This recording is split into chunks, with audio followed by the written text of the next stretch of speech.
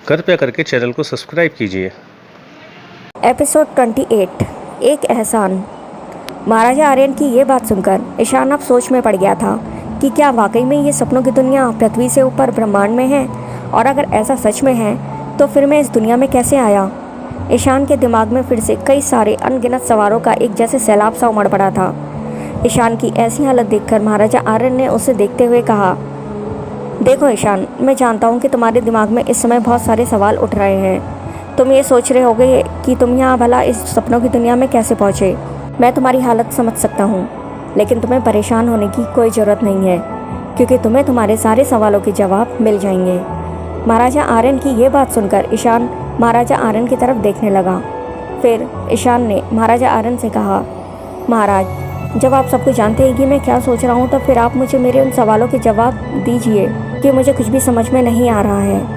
तभी महाराजा आर्यन ने ईशान को शांत करते हुए कहा, ईशान, सबसे पहले तो तुम खुद को शांत करो, क्योंकि तुम्हें इतना ज़्यादा सोचने की ज़रूरत नहीं है। महाराजा आर्यन की ये बात मानकर ईशान अब खुद को शांत करता है।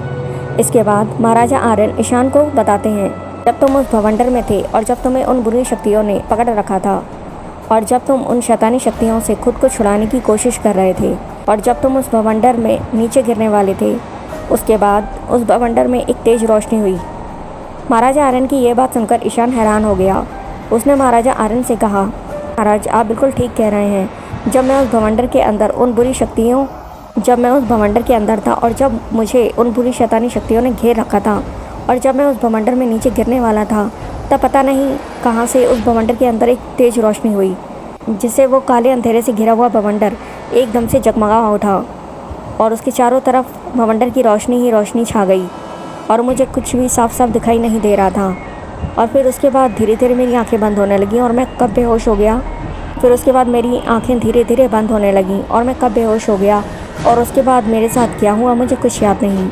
ईशान की यह बातें सुनकर महाराजा आर्यन ने ईशान से कहा, मैं बताता हूँ कि जब तुम बेहोश हो गए तो उसके बाद क्या हुआ तुम्हारे साथ। महाराज आर्यन से बोला, हाँ महाराज, बताइए।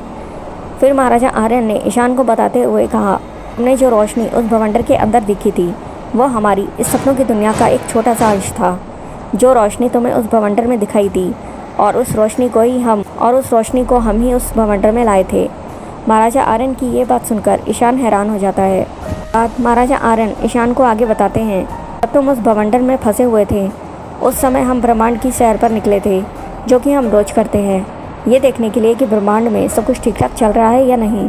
तभी हमें कुछ चीखने चिल्लाने की आवाज़ सुनाई दी, और हम फ़ौरन उस आवाज़ की तरफ भागे, और हम उस आवाज़ को ढूंढते ढूंढते इस भवंडर के पास आ गए। और जब हम यहाँ आए तो हमने इस भवंडर के अंदर तुम्हें फंसा देखा। हमने देखा कि तुम उस भवंडर की काली बुरी शैतानी शक्तियों से घिरे हुए हो। तुम्हें उन्होंने बुरी तरह से जकड़ रखा है, और वो लगातार तुम पर हमला कर रही हैं और तुम्हारे शरीर में घुसने की कोशिश कर रही हैं। उन बुरी शैतानी शक्तियों से खुद को बाहर निकालने के लिए बुरी तरह से छटपटा रहे थे, और तुम्हारे साथ ये सब होते हुए हमसे देखा नहीं गया। और फिर जब तुम उस भवंडर में नीचे गिरने वाले थे, तभी हम फ़ौरन उस भवंडर में आए। हमारे उस भवंडर में आते ही हमारी रोशनी से वो काली बुरी शैतानी शक्तियाँ, जिन्होंने तुम्हें जकड़ रखा था और जो तुम पर हमला कर रही थी, वो सब अब हमारे डर से इधर उधर भाग गई और गायब हो गई। और जैसे ही तुम उस भवंडर में नीचे गिरने वाले थे, वैसे ही हमने तुम्हें उस भवंडर में नीचे गिरने से बचा लिया, और उस भवंडर के अंदर जो रोशनी तुम्हें दिखाई दी थी, वो हमारी ही रोशनी थी, जिसकी मदद से हमने तुम्हें उस भवंडर में नीचे गिरने से बचाया, और उन काली बुरी शैतानी शक्तियों से भी बचाया। तुम उस समय बेहोश हो चुके थे, इसलिए तुम्हें कुछ नहीं पता कि तुम्हारे बेहोश होने के बाद तुम्हारे साथ क्या हुआ और किसने तुम्हारी जान बचाई। तुम्हारी हालत बहुत ख़राब थी कि क्योंकि उन काली शैतानी शक्तियों से लड़ते लड़ते तुम जख्मी हो गए थे। इसलिए हम तुम्हें अपने साथ यहाँ अपनी सपनों की दुनिया में ले आए और तुम्हारा इलाज करवाया, ताकि तुम जल्दी ठीक हो जाओ और तुम्हारी जख्म भी ठीक हो सकें।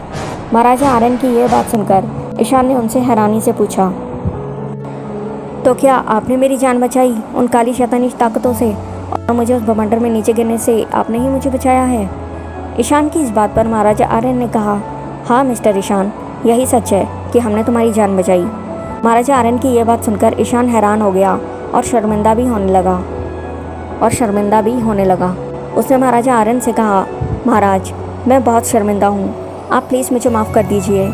मैंने आपको गलत समझा और मैंने आपसे इतनी गलत तरीके से बात की, और मैं आपको अपनी जान बचाने के लिए शुक्रिया बोलना चाहता हूँ, और मुझे यहाँ लाकर मेरा इलाज कराने के लिए भी मैं आपको शुक्रिया बोलना चाहता हूँ। आप मेरी जान बचाकर मुझ पर बहुत बड़ा एहसान किया है। Thank you Maharaja Aryan, thank you so much मेरी जान बचाने के लिए और मुझे यहाँ लाकर मेरा इलाज कराने के लिए। अब ईशान थोड़ा भावुक हो गया था